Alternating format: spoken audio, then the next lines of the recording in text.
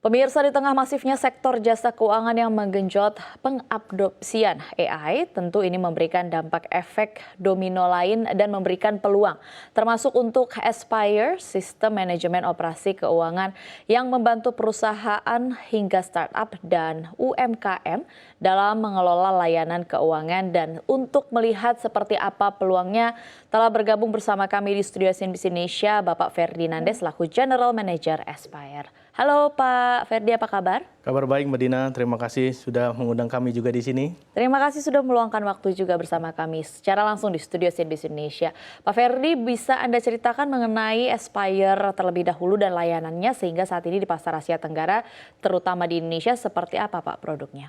Baik, terima kasih Mbak Dina. Jadi Aspire sendiri kami adalah perusahaan fintech yang berbasis teknologi. Jadi visi kami adalah kami ingin menjadi all-in business financial solutions untuk seluruh perusahaan.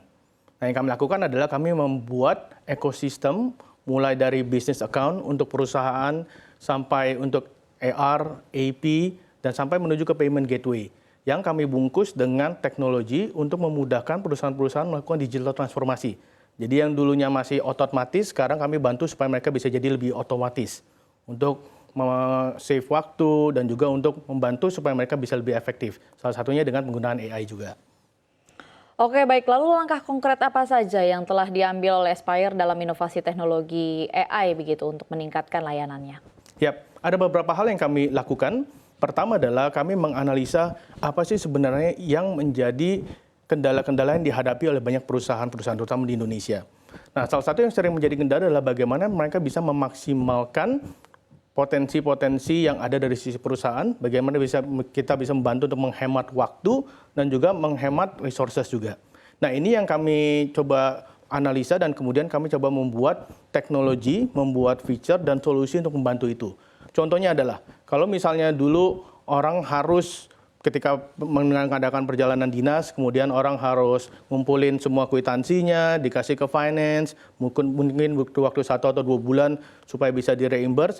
Sekarang dengan teknologi kami, mereka bisa langsung foto, kemudian ketika difoto, mereka nggak perlu dimasukin secara manual. Jadi AI kami akan coba untuk melihat, oh ini berdasarkan dengan tanggal, berdasarkan dengan pengeluarannya berapa, dan kemudian langsung dimasukkan ke sana dan kemudian langsung bisa dikirimkan kepada finance. Nah, ini yang kami lakukan untuk menghemat waktu, untuk menghemat resources dan membuat pengelolaan bisnis itu menjadi lebih efektif juga. Oke, baik. Lalu kalau kita tahu begitu, seperti perkembangan teknologi lainnya di mana AI dan juga sebenarnya beriringan dengan big data juga, Betul. Kehadirannya ini memang mempermudah kehidupan manusia, baik Betul. dari segi kegiatan sehari-hari, ekonomi, bisnis, dan hampir bisa dikatakan semua sektor. Kesehatan pun juga terbantu. Begitu. Tapi di sisi lain, kita juga memiliki tantangan berkaitan dengan perlindungan data yang memang beberapa waktu terakhir ini menjadi sorotan begitu di publik. Pendapat Anda seperti apa berkaitan dengan keberadaan AI dan juga yang dalam tanda kutip seperti pedang bermata dua dengan privasi kita begitu terkait dengan data pribadi, Pak? Betul. Terima kasih, pertanyaan cukup menarik Mbak Dina. Jadi seperti yang tadi sudah disampaikan, AI sendiri ini kan seperti salah satu tools atau senjata yang mana tergantung dari bagaimana kita bisa menggunakannya. Nah, ada beberapa hal yang saya amati. Pertama adalah banyak orang yang menganggap bahwa AI ini akan menggantikan manusia ke depannya. Sebenarnya tujuan untuk diadakannya AI ini atau dibuatnya adalah sebenarnya untuk membantu manusia, bukan untuk mengganti peran dari sisi human atau manusia sendiri. Contohnya apa? Contohnya adalah kalau misalnya dulu semua orang harus menganalisa data dan harus manual data entry, sebenarnya dengan adanya AI, ini semua bisa dilakukan secara lebih cepat. Sehingga apa? Sehingga kita sebagai manusianya kita bisa mengerjakan sesuatu yang lebih bermanfaat dibandingkan hanya masukin data entry. Jadi kita lebih banyak menggunakan pola pikir kita untuk bisa melihat, oh apa yang harus kita kerjakan untuk mengembangkan bisnis misalnya. Nah, itu adalah penggunaan AI. Dan saya merasa bahwa ke depannya, ini kan masih di tahap awal dari penggunaan AI, saya merasa bahwa ke depannya AI ini akan segera berbenah dan juga akan lebih advance lagi. Misalnya sekarang AI ada di early stage, di TK, kemudian nanti akan pindah ke SD, ke SMA, sama juga dengan penggunaan internet. Nah, berkaitan dengan data privacy, ini yang memang sedang menjadi topik hangat, terutama cyber security. Nah, jadi ada beberapa hal yang harus kita pelajari di sini. Pertama adalah misalnya dari sisi kami, di sisi fintech, kami selalu mengikuti standar internasional. Contohnya apa? Contohnya kami ada PCI DSS. Ini adalah standar internasional untuk transaksi, untuk memastikan bahwa transaksi-transaksi yang terjadi di fintech kami ini aman, meskipun ada teknologi atau AI-nya di sana.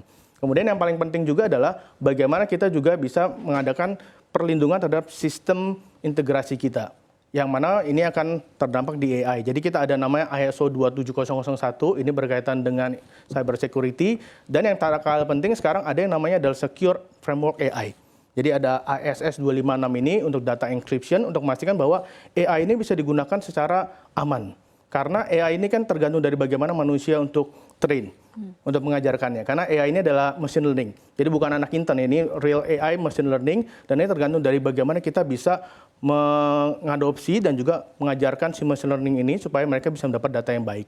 Nah, ini yang harus kita pelajari dulu terlebih dahulu. Jadi ada pre-nya, during the learning, dan juga ada post-nya. Nah, ini yang harus kita pahami secara bersama.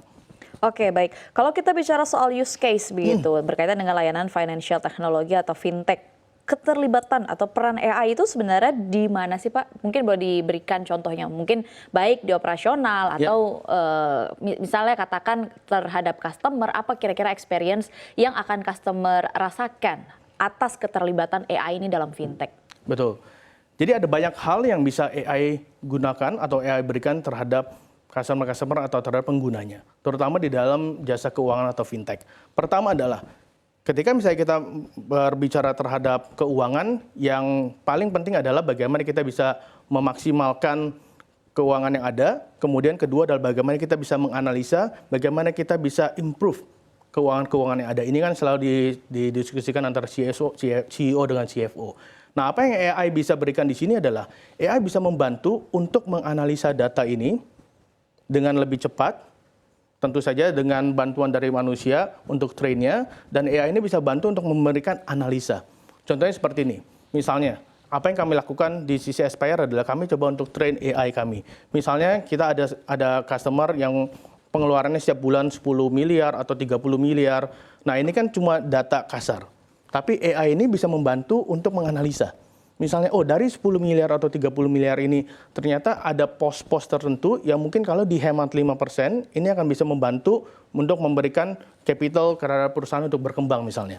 Nah, ini yang dulu sebenarnya butuh beberapa orang untuk koleksi datanya, kemudian untuk analisa, kemudian untuk dilakukan evaluasi lagi. Dan ini yang AI bisa membantu untuk melakukan dengan lebih cepat. Jadi tujuannya AI ini dalam untuk membantu supaya kita bisa lebih mengetahui nih kondisi keuangan kita seperti apa, menganalisa bagaimana kita bisa memperbaiki kondisi keuangan kita, mengetahui pos-pos apa saja yang mungkin bisa kita improve. Jadi ini salah satu peranan dari AI yang bisa membantu supaya semuanya dianalisa dengan waktu yang lebih cepat.